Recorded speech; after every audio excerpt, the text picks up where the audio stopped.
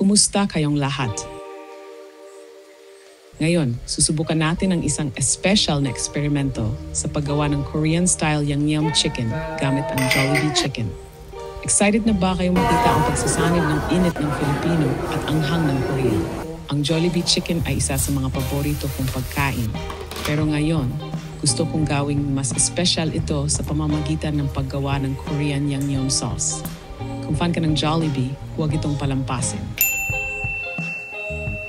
Dalawang bagay lang ang kailangan mo.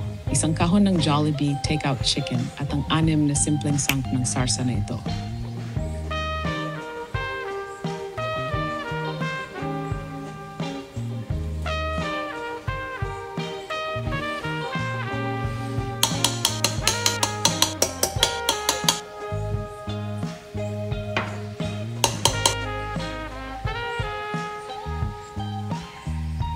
Ilagay ang lahat ng sangkap sa kaldero at pakuluan sa katamtamang init.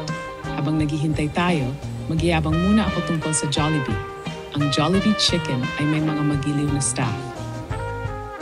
Ang Jollibee chicken ay kilala sa malutong na balot at makatas na laman, lalo na ang pagsawsaw nito sa gravy ay isang estilo na bihira kahit sa Korea.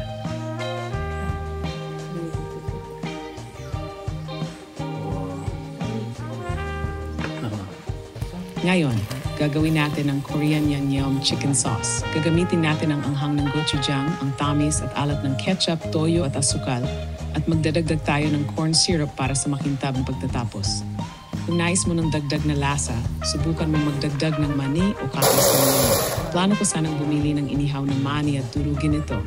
Pero mali ang nabili ko kaya ako nang nag-iihaw na yun. Naisip namin na baka mas sumarap ang Jollibee chicken kung painitin namin. Kaya napagdesisyonan naming painitin ito. Pero sandali lang, para sa kaalaman ninyo, may isang nakakatuwang kultura sa Korea na tinatawag na bumukjikmuk. Ang mga tao ay nahati sa 2 grupo.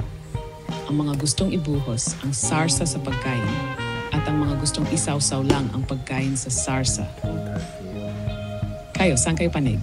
Bumukjikmuk? I-comment nyo sa ibaba. At kung may money kayo sa bahay, durugin at bulburan para sa dagdag na malinamang na lasa. Maglalagay kami ng sarsa sa kalahati ng manok at ang kalahati ay kakainin namin ng isawsaw lang.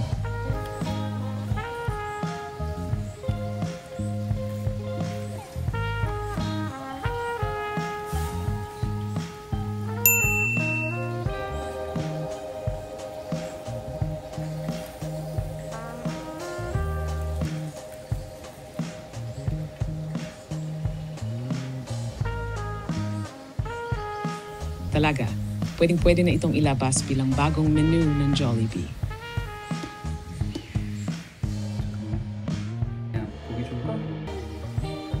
Talaga, ang kombinasyon ng malasa at maanghang na Korean sauce at ang rich flavor ng gravy ay perfect.